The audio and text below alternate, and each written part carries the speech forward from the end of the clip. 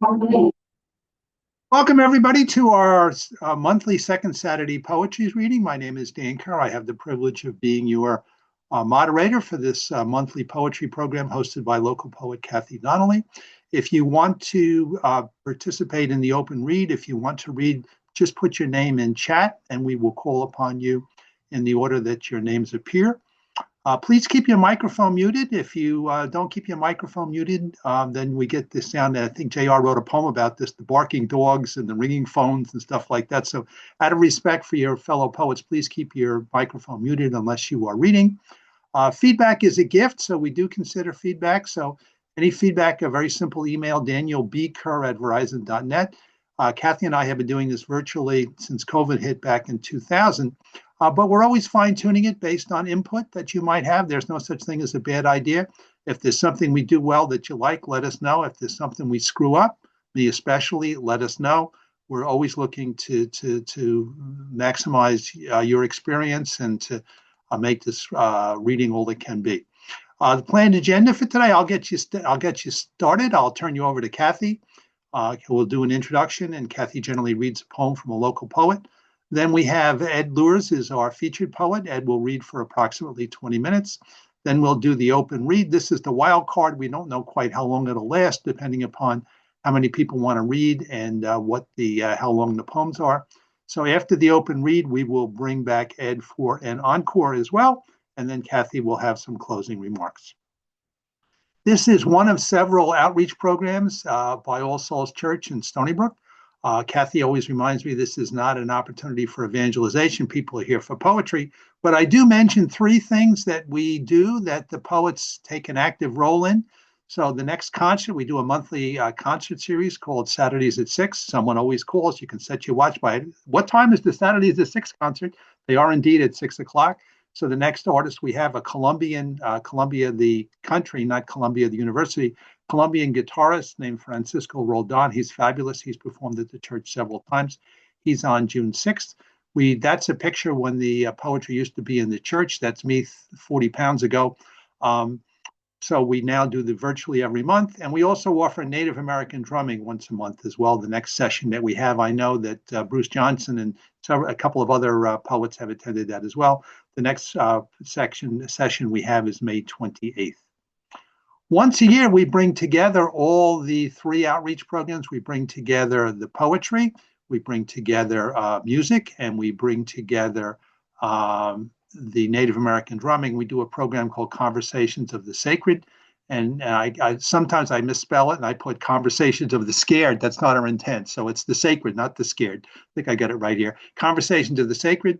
So what happens here is we have poems from various spiritual paths, and each poem is followed by a musical interlude, either on the church's organ or by the musicians from the university or by our Native American drummer. And you'll recognize these local poets. I think Barbara's with us today. And Kathy obviously is with us today, and I'm here with today as well. So we have the local poets read the sacred poems, and they're followed by a musical interlude. Where the session is currently scheduled for September 5th. So if you have an interest in being one of our readers for the poetry, please let us know, and I'll be happy to schedule. Once a year, we do a Souls for All Souls 5K race, 2K walk, one of the many hats I wear at the church. I am the director of that program. This does two things. One, it celebrates the various ways we serve the community, and it also raises funds to make the historical structure. You know, when Stanford White designed the building in 1896, life expectancy in the U.S. was less than 50 years. So he didn't really concern himself with accessibility. Those of you who have been to the historic chapel know it's at the top of a hill, which a number of our poets, we used to do it in the church, told us, hey, we can't really make it up that hill. So it not only do we celebrate the role of the church in the community, we raise funds to make the church accessible to all. And each year you can see Barbara leading the group with her wonderful drum, what do you call it, that wonderful rattle there. She's rattling everyone's cage. So once a year we do, when we do the race, we have a group called the Live Poets Society. And you'll recognize all the poets, Wendy there, and Barbara and Kathy and Dr. Brown. I think you're all here today. Yeah, so the Live Poets Society is actually here live on Zoom. So they would certainly welcome more people to run or walk with them this year. So mark your calendars for that. It'll be October 4th this year, and that's always early Sunday morning. Okay, so with that, I will turn you over to Kathy. Kathy, all yours. I just want to say welcome, everyone. A few people popped in after we were all greeting each other.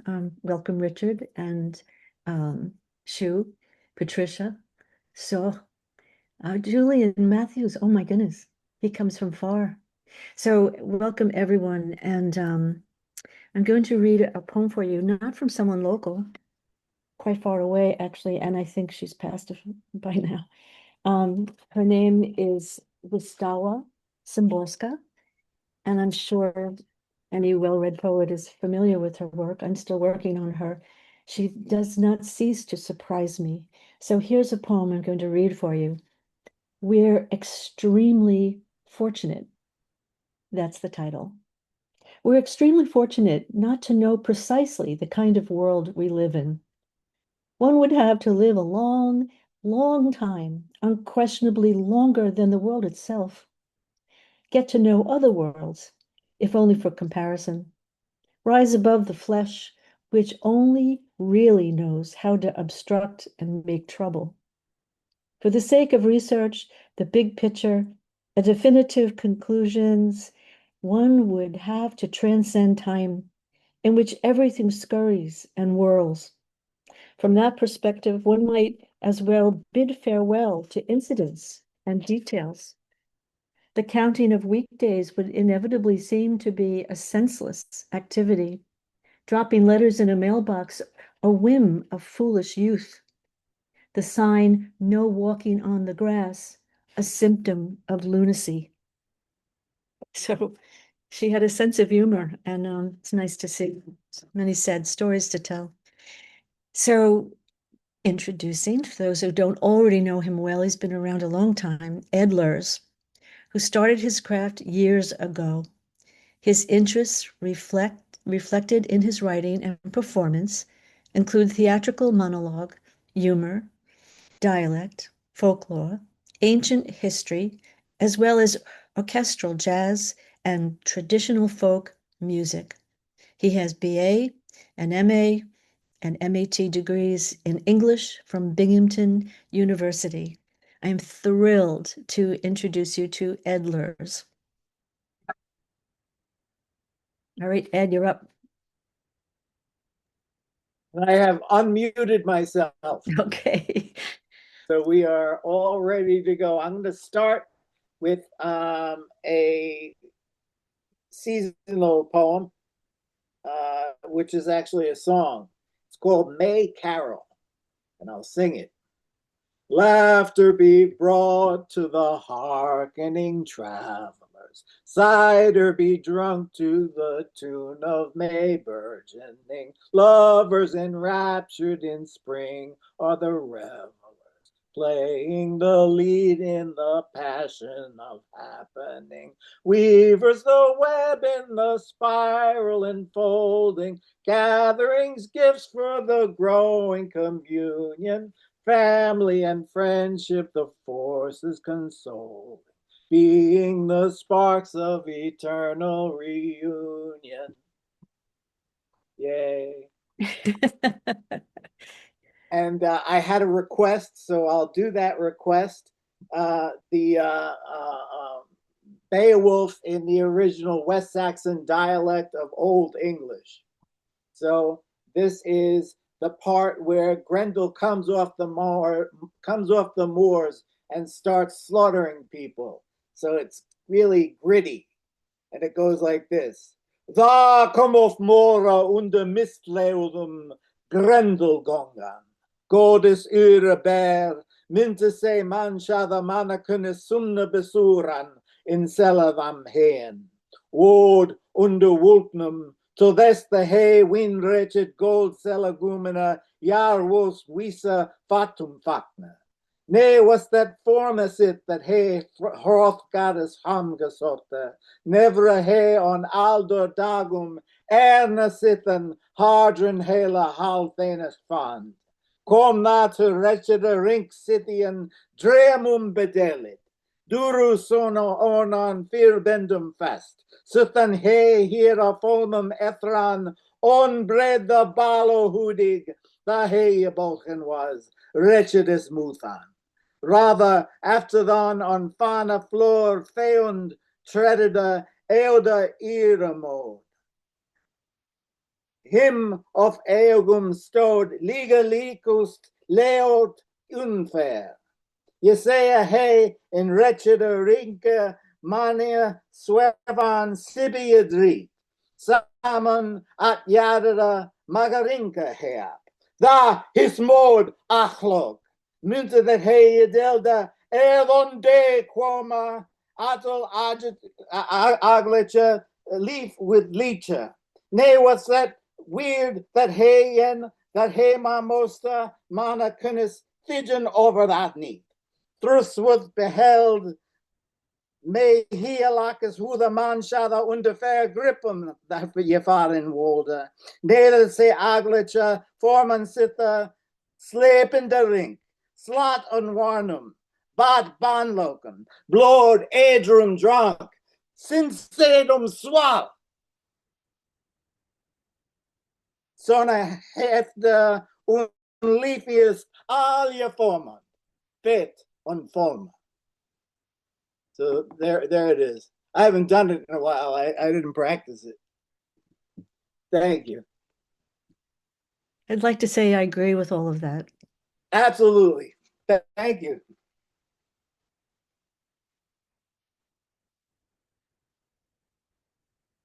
Insect haiku. A tiger moth flies by celestial moonlight over the mountain lake. The fat pine borer sags his butt on his journey to the far tree branch. Poor little aphids become lunch for the hungry swarm of ladybugs. Maggots endlessly feast on municipal trash, set steadily rotting. The adult mayfly has no mouth to swallow food, so it soon drops dead. Male praying mantis becomes headless after sex, food for the female.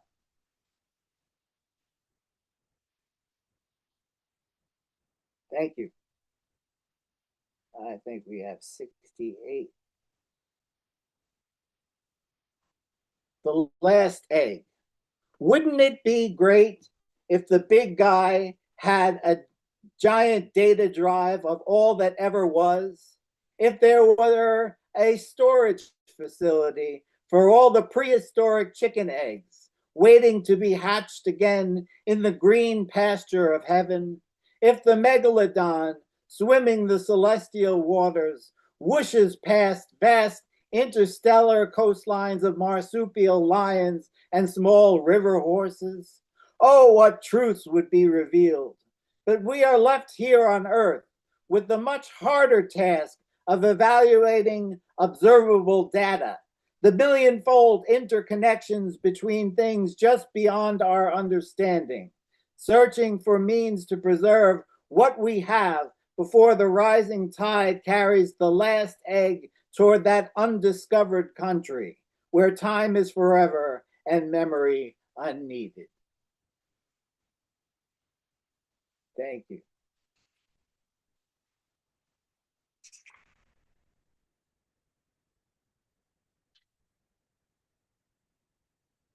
I'm getting there.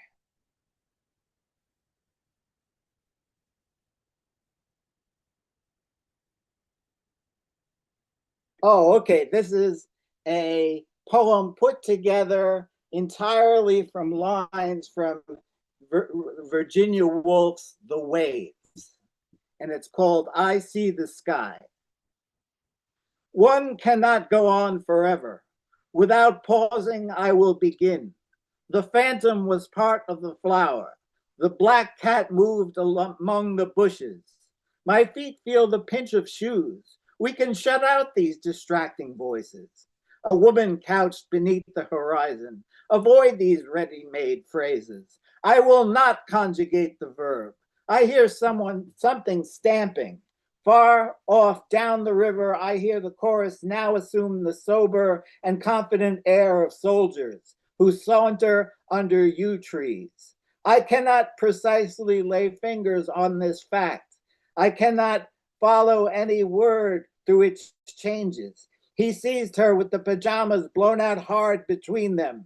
The apple tree leaves became fixed in the sky, the cherry tree with lumps of clear gum on the bark. All cries, all clamor are softly enveloped in silence. Human history is defrauded of a moment's vision. We are the first to come here. Now we march, 2 by 2. I require the concrete in everything. Bang! They have thrown a chair now against the wall. You are all engaged, involved, drawn in.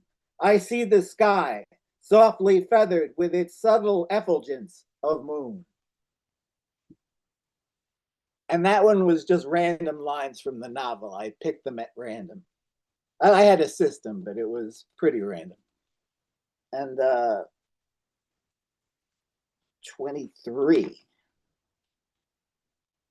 Page 23. I'm going from my book.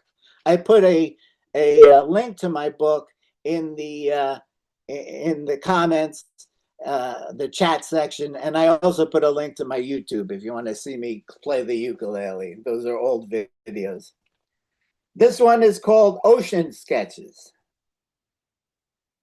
Blue cetaceans sing deep ancestral hymns beyond the continental shelf. The albatross fathoms an unholy garden of plastic debris. Great white teeth follow a trail of mackerel under the red horizon. Eyeless bone eaters scrap the seabed for fallen pieces. Abalone proves a tough nut to crack for the young otter. Leaving his skiff, Santiago dreams of lions on the beach in Africa. That's a reference to The Old Man in the Sea, Santiago and the fishing boat.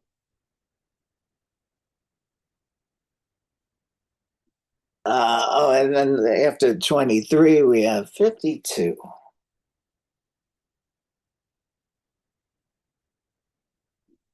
Okay, this one is an ode to one of my favorite composers. His name is Jan Sibelius, and this is called Ode to Sibelius. The unsettling start, an ascent in the lower strings leading up toward a sudden, briskly accented chord. Not the most generous of beginnings, yet from that stone, Sibelius, you have carved among the last of your great works, a symphony in one movement, followed by a tone poem paying homage to the god of your native forests. The work of younger days was leading here, each prior composition possessing its singular logic and beauty. The awesome climax of the second, the fourth's broken resignation, the blending of meter in the fifth. Then in the sixth, you begin to see newer possibilities in form. The old Dorian mode, in gentle contemplation, melts in sudden spring toward the flowing of purest water. Harp song, woodwinds, generative warmth and cold chill, motifs woven from the hearth of your native place. From there, the seventh, less than a half hour of uninterrupted sound.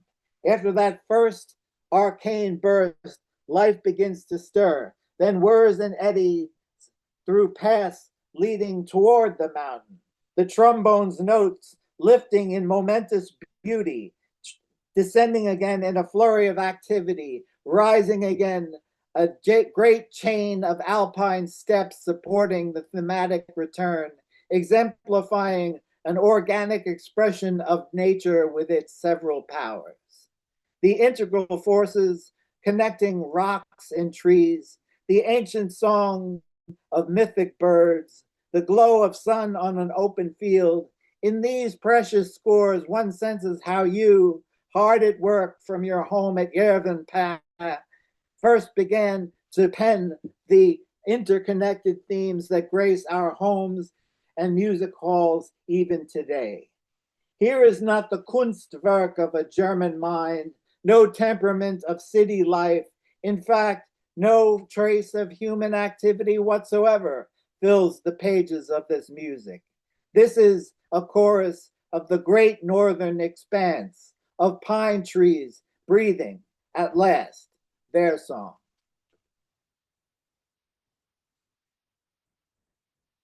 Thank you.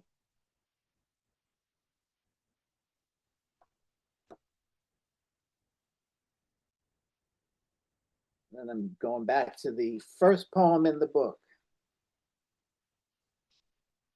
Brief epic. Entreat me with visions, O muse, that we may set sail in wonder of the glory manifested by time and time's happenings. Angus cries windward at the helm, while Karen thinks of the rigs of the hull, the jealousy of losing her man to a woman made of wood and nails.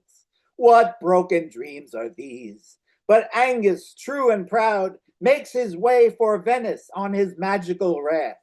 He is now Prince Tertullian from the mystical ages beyond the wall of death. Tertullian has a special fetish for grapes and the delightful treats brought by his servants, whose brethren were savagely murdered in the land of Narnia. The sea serpents hunt us even now, O muse, you through who all the slaughter and bewilderment still make us sane in this valley of tears. We must ride now, anon and verily, to Hanalei with Puff and little Jackie Paper, for they too have known suffering much akin to the characters in Disney movies.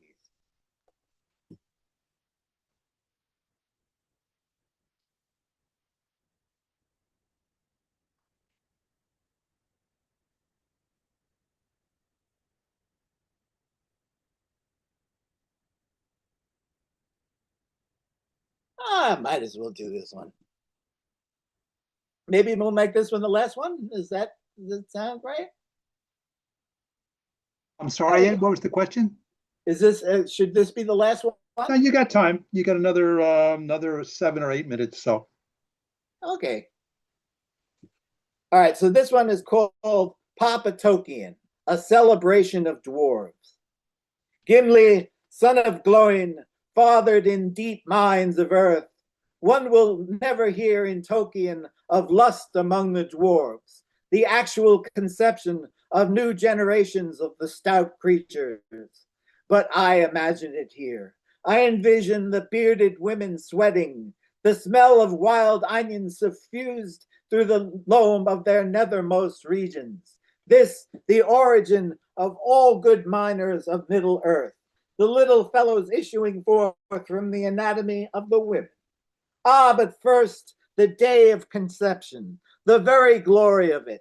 Stump upon stump, stumping vigorously, with all the verve of Germanic workmanship, carving tenderness as if from stone, chiseling away at the meaty flesh, hair like coarse sandpaper brushing away, brushing away.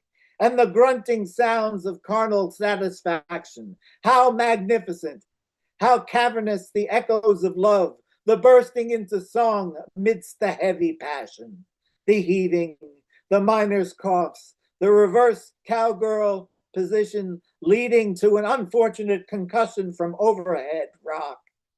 I am perhaps digging too deep. We will never know of those kinds of interactions in Tolkien's world. We only know of the scholar himself, his love of ancient language and literature, the chaste, rustic, archaic rhetoric of his pen, the blowing of smoke rings from his pipe, and always, always the draught of finest ale. Raise your glasses then to the man. Cheers. For Tolkien. And I guess I'll do one more.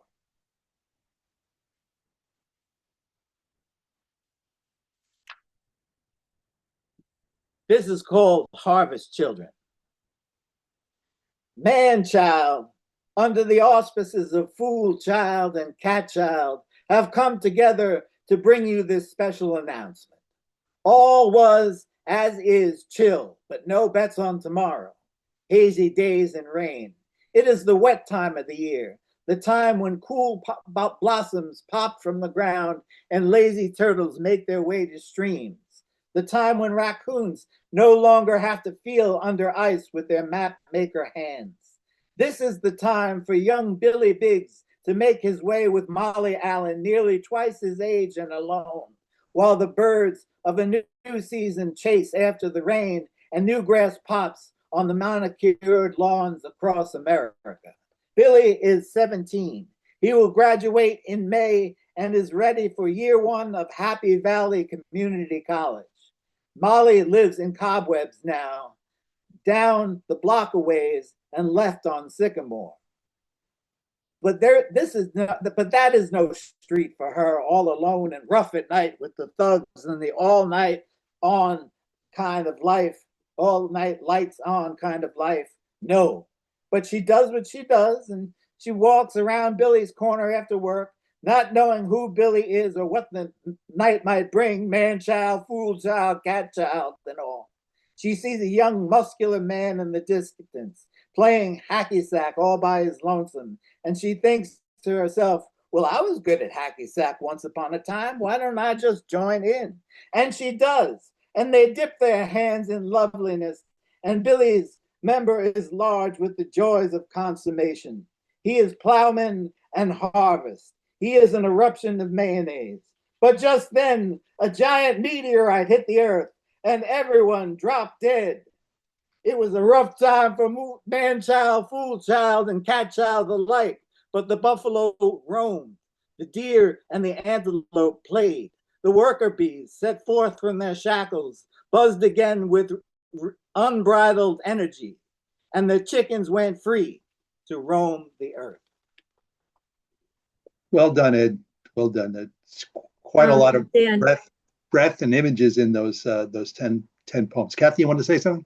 I do, even before your review, because I think in order. So everybody, Dan and I had discussed a little bit of a change in our format, and that was that when the readers finish, since we're on silence through, because of background sounds, right, during the reading, the reader doesn't get any real feedback. Maybe if he looks up and sees some people applauding. So I'd like to see us take everyone off mute and just give Ed a round of applause, and to have this as a practice for the future too. Can you do that? Yay! You're super duper poems. Wow. Wonderful as always, Ed. Thank you for thanking me. Okay. And Well, that Sibelius poem is all over the great. Yeah. They're just amazing. Going on. Thank you. I want to say something else before Dan just gives us a quick review, which is always so lovely and thorough, which is that Ed just has produced this book that he's reading from. And I finished reading it last week. It's called Just Today. It is a whirlwind of English, the English language, stories. You learn things, you take roller coaster rides with him. Highly recommend. So, Ed, I don't know if you have extra books for people, but if you do, and you want to put your information in the chat, and then if anyone interested in reading his book, Just Today, Selected Poems, Ed Luhrs, you'll know how to do that. I put a link to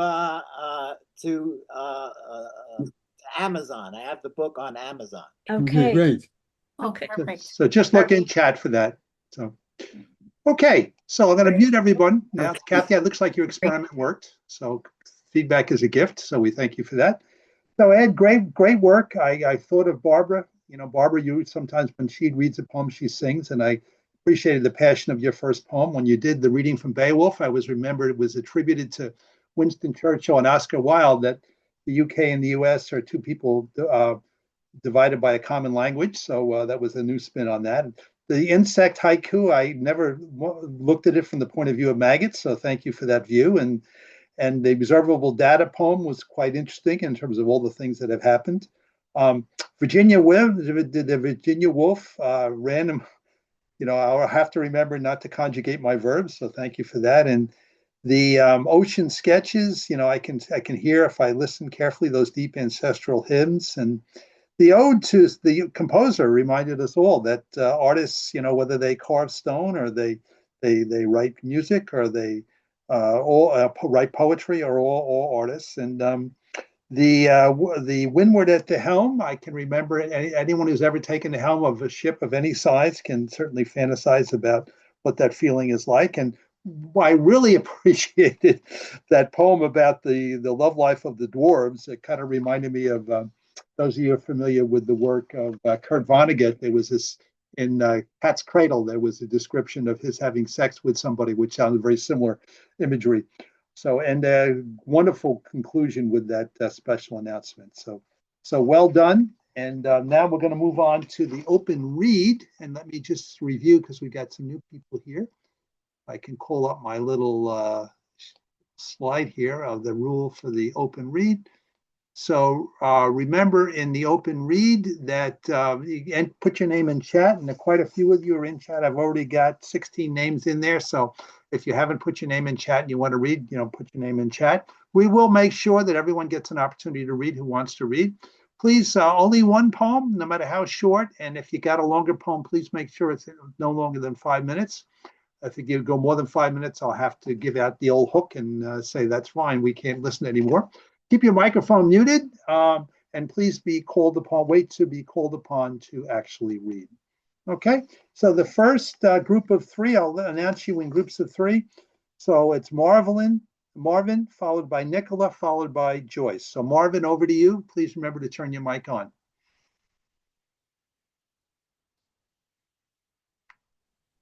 The title of the poem is Uprooted. Is this a hair I see before me, mocking me from the sink to which it has fallen? Now I am completely shorn, not by my hand, but by nature of my genes, as it lies there in the basin. Do I turn the faucet on and wash it from my eyes to punish it for its betrayal of my scalp? Or do I rescue it and place it in an album or in a frame, like baby's first cut lock? My friend Harry has hair for an army. Gray, yes, but standing tall and proud, a mane fit for a guard. And yet here I am defrocked of what many consider one's manliness.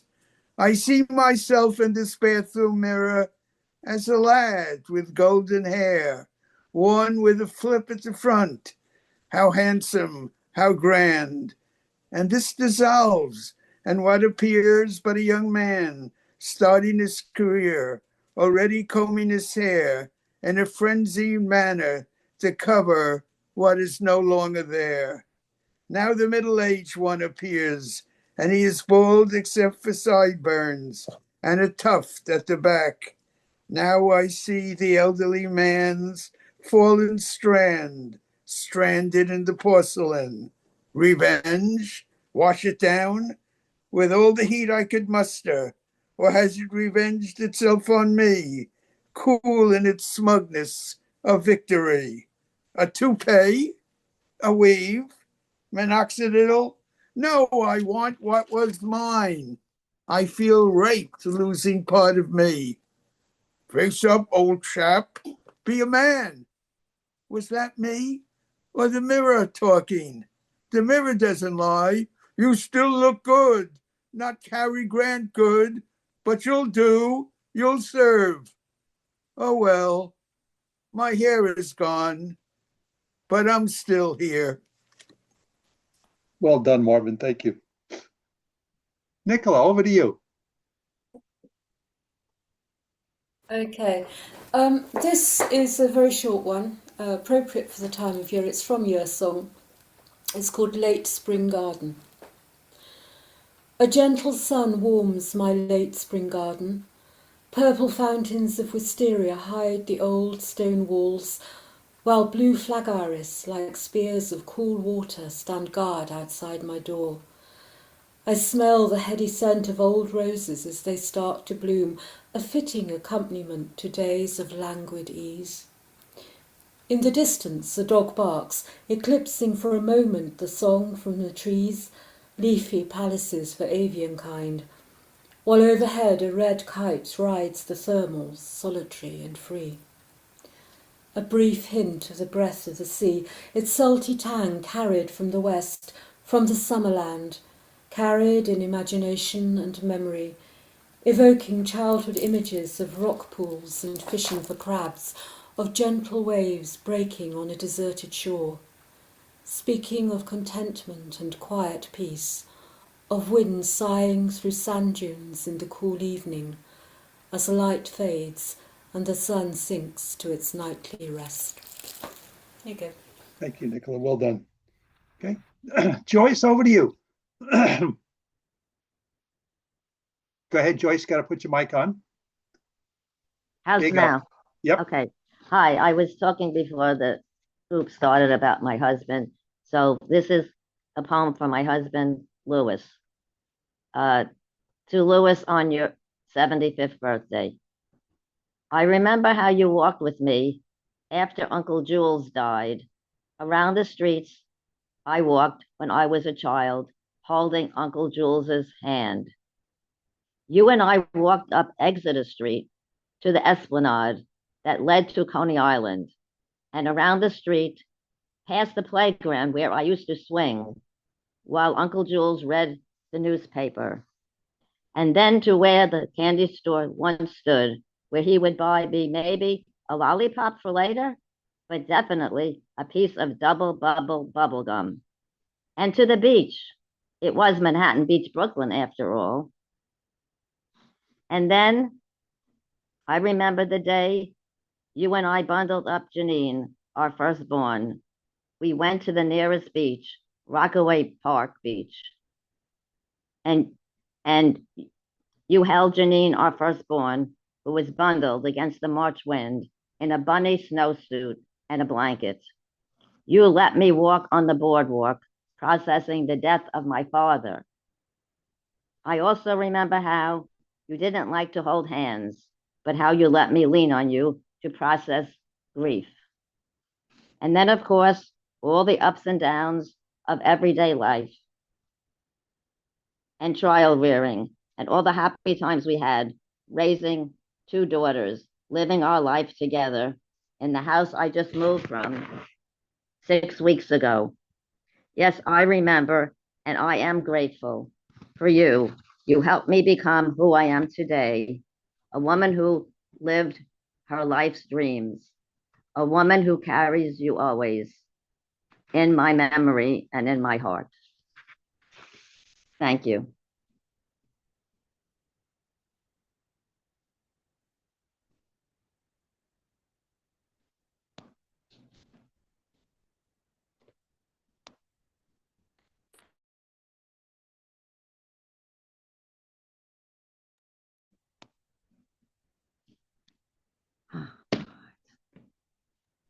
Dan, you're Okay, thank you. Namrita, you're up next. Sorry, it's Namrita, followed by Barbara, followed by Mike. So Namrita, you got to turn your mic on. There you go. Okay. Go ahead, Namrita, you're on. Yes. So it starts with the skin. The skin on my body encompasses all, especially my wide open arms that move like boughs of a tree or a tall archway open for friends to come and go as their hearts desire. They can leave warm memories or cold shrugs or play melodies we listened to a long time ago. And you too, my love, come sit in its shade and make love or talk politics. And we could even take the weeds out that strangle our roots and watch the dawn when it bleeds orange and gold and listen to birdsong. And you as well, my little one, you will take our stories forward. We can talk about which ones you will take with you or just simply come in for a hug. Thank you. Thank you. Well done. Okay, Barbara, over to you. Good morning, everyone, and wonderful Ed and the readers so far. because every day that is May, I will celebrate. And that starts with today. To the mothers who are joyous, to the mothers who are glad, to the mothers who are healers, to the mothers who are sad, to the mothers in quarantine, to the mothers who refuse, to the mothers who cure the sick, knowing some they're going to lose. To the mothers in their 90s, to the mothers in their teens, to the mothers full of passion, to the mothers full of beans, to the mothers who sing with laughter, to the mothers who paint with joy, to the mothers who pen a poem, to the mothers who annoy, to the mothers who care for mothers, to the mothers who care for dad, to the mothers who care for others, to the mothers who wish they had, to the mothers with all the answers, to the mothers without a clue, to the mothers who are dancers, to the mothers who'll walk with you, to the mothers from every country, to the mothers from every tribe, to the mothers of every color, to the mothers who keep hope alive, to the mothers who stretch the dinner, to the mothers who sacrifice, to the mothers growing thinner, to the mothers without the rice, to the mothers who have plenty, to the mothers who have none, to the mothers who stay at home, to the mothers on the run, to the mothers who must cover, to the mothers without a face, to the mothers we can't see, to the mothers who leave no trace, to the mothers through the ages, to the mothers who were Eve, to the mothers who bore the children, to the mothers who did not conceive, to the mothers with their daughter, to the mothers with their son, to the mothers who are serious, to the mothers who are fun, to the mothers who are sexy, to the mothers who've given it up, to the mothers who are ditzy, to the mothers living it up, to the mothers who are in chemo, to the mothers who are in jail, to the mothers who are in rehab, to the mothers who had to bail, to the mothers who lead marches, to the mothers in their lab coats, to the mothers making phone calls, to the mothers getting out the vote, to the mothers dodging bullets, to the mothers who grieve, to the mothers who bury children,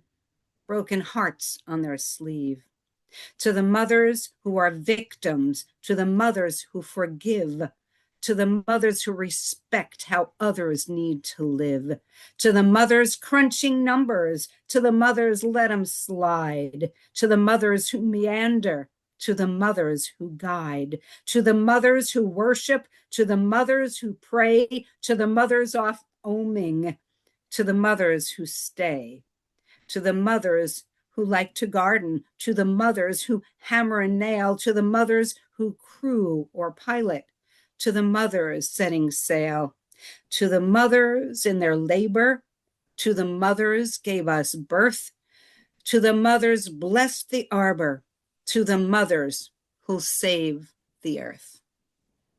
Happy Well done. Mothers. That's a wonderful tribute to Mother's Day. Thank you, Barbara. Okay. Now to the great state of North Carolina and Mike Daly. Good morning, everyone. May is National Nurses Month, and tomorrow is Mother's Day, so I've got a poem about my mother when she was an Army nurse. It's based on a letter she wrote to her sister that we found after my mother passed away. It's called Army Nurse. There's a letter from my mother back in 44, written in the Philippines back in the World War. A nurse there in the jungle where the enemy was tight. She wrote to tell her sister of her daily plight. She said, "Don't tell the parents, they don't need to know how I spend each day and night, so they won't worry so. It's late when we get off duty, but we have to get some sleep. But the war is all around us, so we never sleep too deep. A tent isn't much protection. When an enemy comes to call, we'd hear a shout or a gunshot, curl up in a foxhole ball. Sleep still in our khakis, the helmet by our bed, roll underneath the tent flap and sleep on the ground instead. A rosary in my pocket, a prayer upon my tongue, a letter still in writing from a nurse that felt so young. In the daylight, see the damage from the night that felt so long. Scrub up for the morning duty. Let the soldiers see you're strong. They carry them in on stretchers or in the back seat of a Jeep. This one needs our attention. This one's wounds will keep. This one's leg is shattered. This one's chest is raw. This one just won't make it. But some wounds we never saw. We bring them to the doctors and they do what they do. We give them peace and comfort and pray that they'll pull through. But morning turns to evening and still they bring boys in. There's no rest for the weary and the night begins again. Thank you. Thank you, Mike. Wonderful tribute. Thank Okay, you, Mike. JR, lovely. followed by Dan, followed by Wendy. So JR, over to you. JR? Super. Okay. Thank you. Thank you, Ed. Thank you, Dan and Kathy, because here you're keeping us in poetry.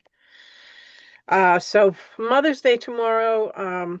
This is one of the hardest poems I think I've ever written. And I've also never read it. So here we go. Easter evening. I sit beside my mother's hospital bed. Tubes snake from her hands and nose, click and whir of machines. Metronomic beat in tune with her heart, click whir beat. My eyes grow heavy as granite. A hitch in her breath, I uncoil, leap to her side, hand on her cold hand. Veins pumping slow from her tired heart. She was tough love, tough with love. I tried to please her, tried to douse the darkness that threatened to overtake her from within, trading her doomsday talk for chatting laughter, pressed my passion for positivity on her, smiled through barrages of word grenades tossed like flower petals. For the first time in more than 5 weeks, her breathing slows, stilted, erratic as her eyelids fluttering in zephyr winds, as though the room weren't tomb still. 6 p.m., I lean into her right ear, recite her favorite prayer. Angel of God, my guardian dear, to whom God's love commits me here, ever this day be at my side, to light, to guard, to rule and guide. Amen. I repeat it again. Pray for a resurrection of steady beats. So much more to say. Hugs undelivered. Again, breath held. I watch the slow rise and fall, rise, fall, rise of her chest. Her last breath exhaled like a balloon let go to fly with doves. They say if you die on Easter, you go directly to heaven.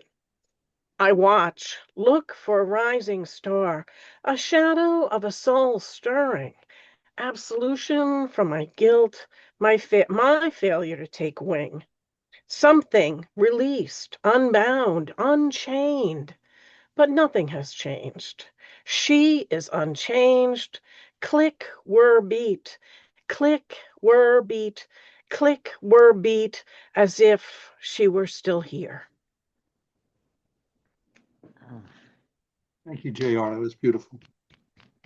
Okay, so this is a poem that I had published in Performance Poetry back in 2019. And it's called Reasons Why I Love You. And it was a love poem I wrote to my wife, Susan, actually, before we were married. And we just celebrated our 32nd anniversary. We were married at All Souls, and we had our reception at the Three Village Inn. So we have a little tradition of going to the Three Village Inn for dinner. And it was hard to believe it was 32 years ago. So this is when I was still wooing her. Reasons Why I Love You. You make my heart sing. You can see through me and love what you see. You are warm and loving. I can pray with you. You share your beauty with me. You keep me open, no walls allowed. You make me feel alive. You make me smile. Your voice soothes, relaxes, and excites me. You make me feel 16. You let me kiss your feet. You trust me. You can be a maroon, a panther, a lady, a woman, and a little girl all in one evening. You make me want to dance. You sing me simple, sweet songs. You share your laughter, your tears, your joy, and your pain. You let me in your corner. You became my partner. You make me real. You feel like a river when I touch you. You replace my fears with joy. You make me want to share my deepest thoughts. You remind me that I don't have to be alone. I talk to you from my heart. You make me realize that there are more important things than the things I worry about. Your lips taste like life, and you remind me that dreams can and do come true. Thank you. Okay, Wendy, over to you.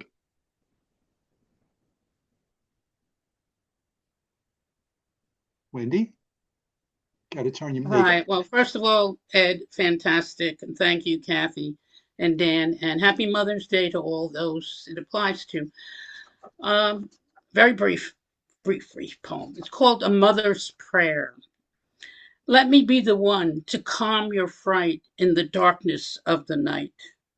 Let me be the one who nourishes your spirit and shows you there is no limit. Let me be the one who leads you on your way and comforts you, come what may. Let me be.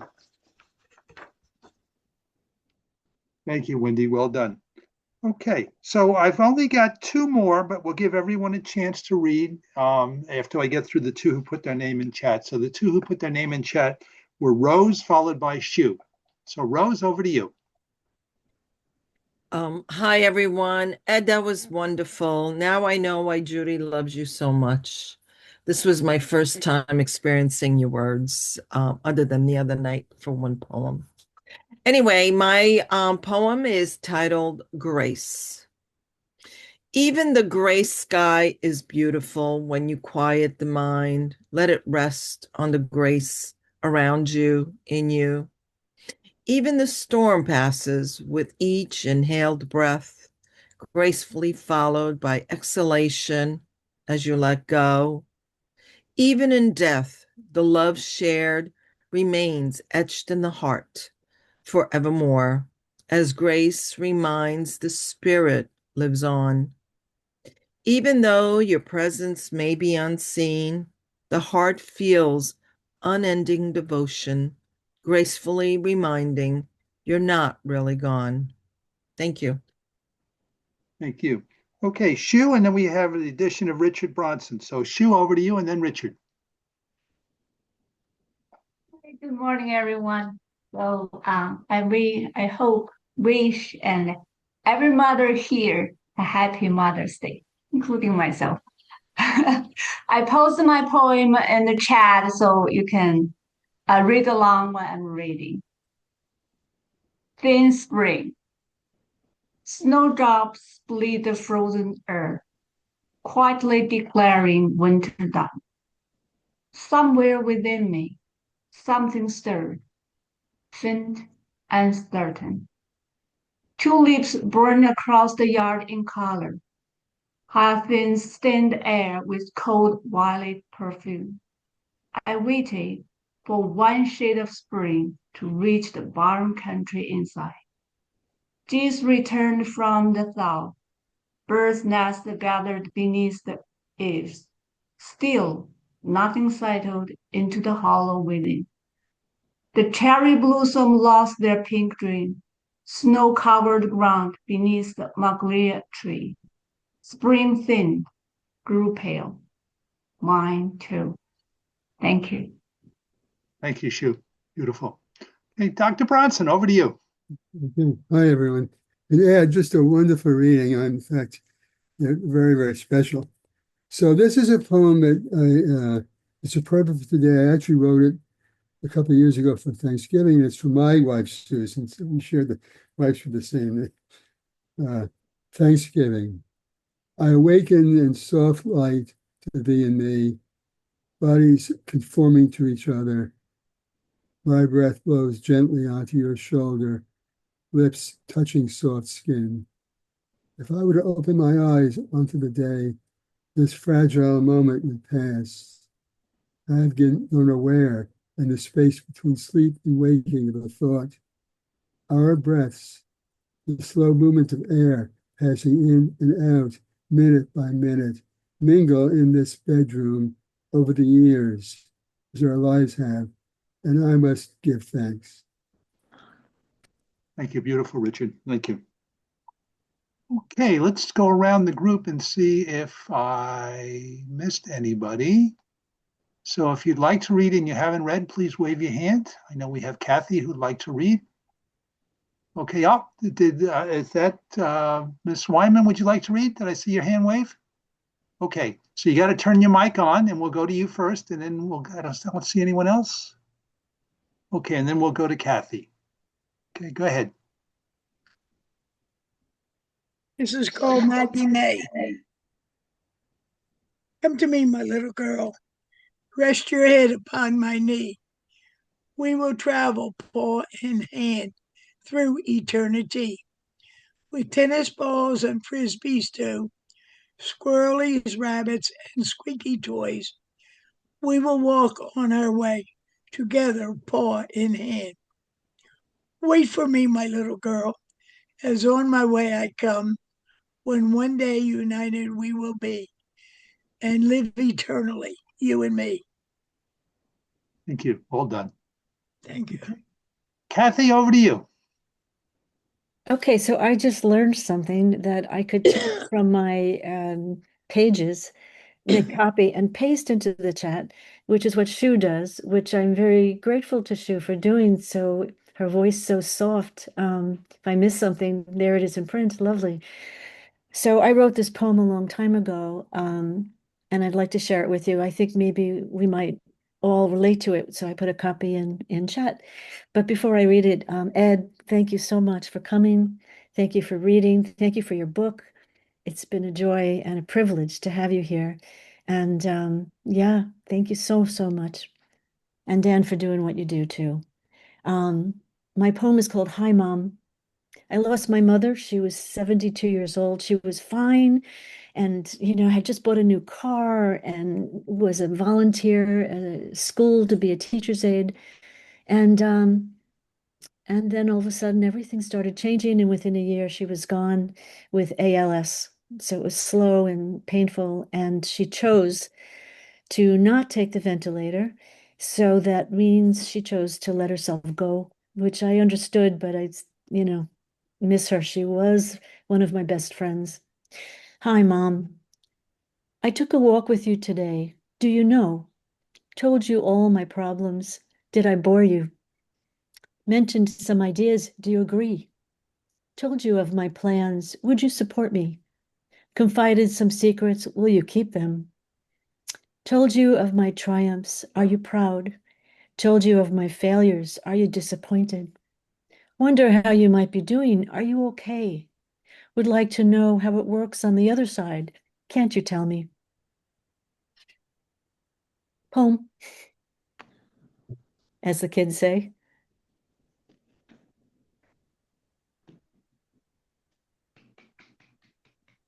Dan, you there? Ed, over to you for an encore. There you go. Unlike me, you got to turn your mic on. There you go. That's what I have to do, turn my mic on. All right, I'm going to finish with a poem by someone else, Constantine P. Cavafy. This is a poem called Waiting for the Barbarians. What are we waiting for? Assembled in the forum. The barbarians are due here today. Why isn't there anything going on in the Senate? Why are the senators sitting there without legislating? Because the barbarians are coming today. What's the point of senators making laws now? Once the barbarians are here, they'll do the legislating. Why did our emperor get up so early? And why is he sitting enthroned at the city's main gate in state, wearing the crown? Because the barbarians are coming today, and the emperor is waiting to receive their leader. He's even got a scroll to give him, loaded with titles, with imposing names. Why have our 2 consuls and praetors come out today wearing their scarlet togas? Why have they put on bracelets with so many amethysts, rings sparkling with magnificent emeralds? Why are they carrying elegant canes, beautifully worked in silver and gold?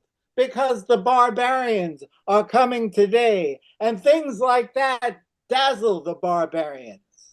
Why don't our distinguished orators turn up as usual to make their speeches, say what they have to say? Because the barbarians are coming today and they're bored by rhetoric and public speaking. Why this sudden bewilderment, this confusion? How serious people's faces have become. Why are the streets and squares emptying so rapidly? Everyone going home lost in thought. Because night has fallen and the barbarians haven't come. And some of our men just in from the border say there are no barbarians any longer. Now what's going to happen to us without barbarians? Those people were a kind of solution. Thank you, Ed. Well done. Fitting encore. Kathy, over to you for the announce the next poet. Okay.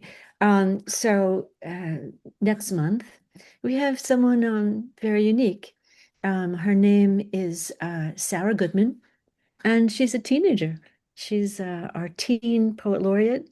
I think she's already handed over the crown to the next. But she's lovely and beautiful. And what else? Her poetry is profound for a teenager. Amazing. She's amazing. So please come next time and meet Sarah Goodman.